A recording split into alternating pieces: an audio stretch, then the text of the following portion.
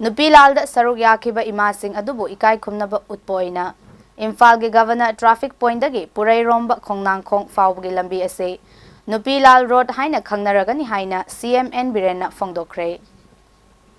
Wafam asi Manipur Sarkar na sinduna Imphal gi Nupilal Complex amade GP Women College da state ki thakta pangthokpa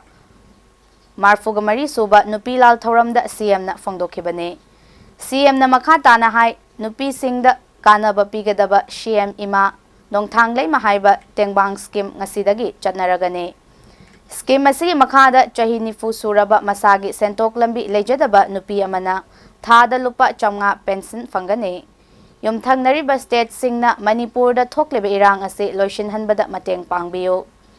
Nupilal haibasi maitalna waikhai drimakhai mutpanaidana lehoragane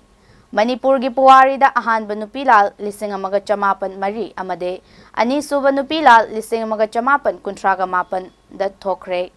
adugumba Nupilal sing adu